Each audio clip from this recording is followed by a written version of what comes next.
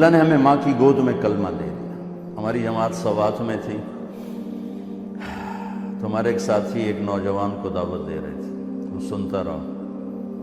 جب خاموش ہو گئے تو کہنے لگا جی میں ہندو ہوں، میں ہندو ہوں، مجھے پتہ ہے میرا مذہب کچھ بھی نہیں، پتھر ہے، پتھر کی پوجا ہے، لیکن اگر میں مسلمان ہوتا ہوں تو میں 70 رشتے توڑوں گا اور کوئی ایک مسلمان مجھے چھت دینے کے لیے تیار نہیں ہوگا. مجھے پتہ ہے میرا مذہب غلط ہے لیکن میں تہذیب اور معاشرت میں جکڑا ہوا. تو اللہ نے ہمارے اوپر کرم کیا، ہمیں اللہ نے ایمان بن مانگے دیا. ایمان کے بعد جو سب سے بڑی دولت اللہ نے رکھی وہ نماز، جس کو میرے نبی نے دنیا سے جاتے ہوئے کہا تھا الصلاۃ الصلاۃ الصلاۃ. دین کتنا ہے؟ ایک بات کہ میری امت نماز نہ چھوڑنا، نماز نہ چھوڑنا، نماز نہ چھوڑنا. اور دوسرا سارا دین دو حصے ہیں، حقوق اللہ، حقوق العباد. حقوق اللہ میں نماز سب سے اعلیٰ ہے تو فرمایا نماز نہ چھوڑنا، اور حقوق العباد میں اللہ کے غریب بندے زیادہ مستحق ہیں تو فرمایا میری امت کے غریبوں پر، میری امت کے غلام نوکروں پر سختی نہ کرنا، نرمی کا معاملہ رکھنا. تو ایمان کے بعد ایک نماز قابو میں آ جائے، نماز نہ چھوڑ.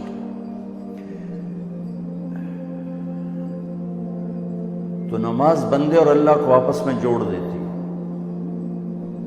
شیطان نے ایک سجدے کا انکار کیا اور ہمیشہ کے لیے محروم ہو گیا، مردود ہو گیا. اور اللہ نے ہمارے اوپر کرم کر کے ہمیں 5 نمازیں عطا فرمائیں اور ہر 2 نماز میں گناہوں کی بخشش کا اعلان فرما دیا. کیا خوبصورت بات.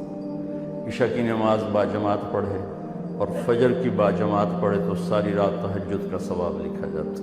کیا زبردست بات. پہلی امتوں کے ذمہ 2 نماز، فجر کی 2 رکعت، عصر کی 2 رکعت. ہمارے ذمہ 5 ہیں اور ہر 2 نمازوں کے درمیان کے سارے گناہوں کی بخشش کا وعدہ ہے. ساری شریعت زمین پہ اتاری، نماز کو عرش پر بلا کر سامنے کھڑا فرما کر کہا آپ کی امت کو 50 نمازوں کا تحفہ دیتا. ہمارے نبی تسلیم و رضا کا وہ مقام تھا، ایک دفعہ نہیں کہا پڑھیں کہ میں پڑھن گے 50 کون پڑھے گا. لبیک یاد، حاضر یاد. وہ تو اللہ نے کرم فرمایا، بیچ میں موسیٰ علیہ السلام کو کھڑا کیا اور 5 پھر 5 پھر کٹھی 45 کیوں نہیں اڑا چھڑی. موسیٰ علیہ السلام نہیں آپ پہ نہیں کھلوتے، اللہ کھڑا کیتا کہ میرے محبوب تک گل ہی نہیں کی تھی تو 50 لے کے جاندہ پہ ہے تو پڑھنیاں 5 کہہ نہیں تھے تو 50 لے جاندہ. تو موسیٰ علیہ السلام کو اللہ نے کھڑا کیا. یا رسول اللہ ملاقات ہوئی، کہا کیا ہوا کہ 50 نمازیں کا توبہ کیا پڑھنی ہی نہیں، اللہ دھنا منو پیچھا جاؤ تھوڑی کرواؤ. تو جب آپ پیچھے آئے تھوڑی کروانے تو اللہ کہتا چلو 45 کٹ کر دیتی ہیں، 5 ہی دینی تھی تو 5 کم کی. پھر جی حاضر، پھر موسیٰ واپس 5 5 5 5 9 چکر، 9 5 45 9 چکر. اگرچہ 1 سیکنڈ میں پہنچ رہے تھے لیکن چھٹے آسمان سے سدرۃ المنتہا لاکھوں کروڑوں اربوں سال کا سفر بنتا ہے اگر ہم اپنے پاؤں سے چلیں. میرے نبی کے لیے کوئی مسئلہ نہیں تھا لیکن سفر تو تھا. اور جب 5 رہ گئے تو موسیٰ علیہ السلام نے پھر عرض کی یا رسول اللہ ایک باری ہور جاؤ. تو فرمایا 5 گھٹ دیاں پہیاں جو اے 5 بھی اڑ گیا تو میری امت پلے کی رہ گیا. اچھا پھر ٹھیک ہے، میری امت پہ 2 نمازیں فرض تھیں انہوں نے کوئی نہ پڑھی، انہیں بھی 5 کوئی نہیں پڑھنی ہے جی ویخ لو. تو بھائیو، ایمان کے بعد نماز ایک ایسا فریضہ ہے.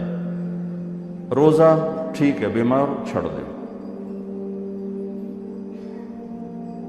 مسافر چھڑ دے. چھڑنے کا مطلب ہے بعد میں رکھ لو، بعد میں نہیں رکھ سکتے ہو چلو بالکل ہی معاف.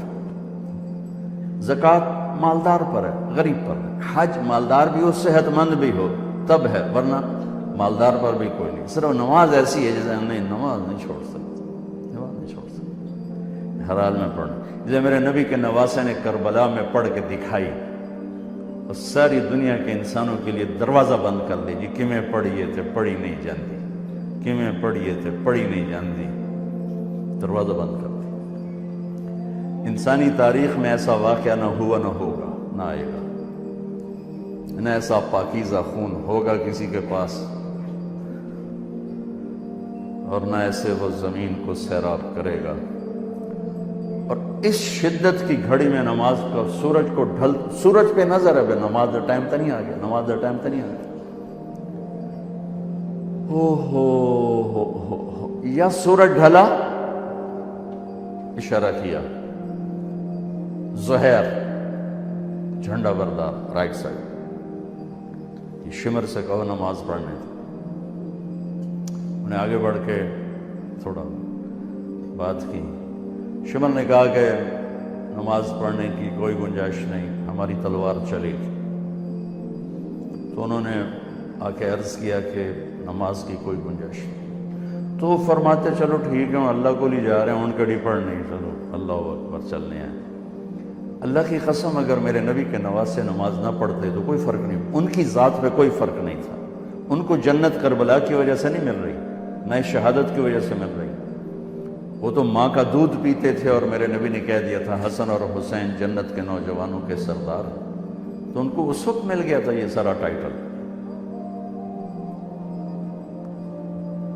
امت کے لیے پیغام ادھورا چلا جاتا ہے، چھڈی بھی جا سکتی، امت کے لیے پیغام ادھورا چھوڑی بھی جا سکتی۔ کہا نہیں نماز نہیں چھوٹے گی، کہا آدھے جنگ کرو آدھے نماز پڑھو۔ آدھوں کو جنگ پہ کھڑا کیا اور آدھوں کو لے کے نماز پڑھی، پھر ان کو جنگ پہ کھڑا کیا اور دوسروں کو نماز پڑھائی، اور عصر سے پہلے سب کے سر کٹ کے نیزوں پہ چڑھ گئے۔ تو روزہ بیماروں چھوڑ دو، ایسے بیماروں کے نہیں ہی رکھ سکتے چلو بالکل ہی معاف کر دیتے، نماز نہیں معاف ہو سکتی۔ تو بھائیو اس خوبصورت زندگی تک جانے کے لیے ایمان کے بعد نماز کی ضرورت ہے، فرائض۔ اس کے بعد 3 کام کر لیں معاشرتی زندگی میں تو انشاءاللہ موٹر وے ہے جنت کا راستہ، صرف 3 کام۔ ایک سچ بولے، زندگی میں سچائی ہو، جھوٹ نہ بولے، نہ لین دین میں نہ کام میں۔ میرے نبی نے سے پوچھا گیا یا رسول اللہ مسلمان بزدل ہو سکتا؟ کہا ہو سکتا، بخیل ہو سکتا؟ کہا ہو سکتا، جھوٹ بول سکتا؟ کہ نہیں، جھوٹ نہیں بول سکتا، جھوٹ نہیں بول سکتا۔ تو ایک ہم سچ بولنے والے ہیں۔ دوسرا دیانتداری ہو، کسی کو دھوکہ نہ دے، امانت اور دیانت، کسی کو دھوکہ نہ دیا جائے۔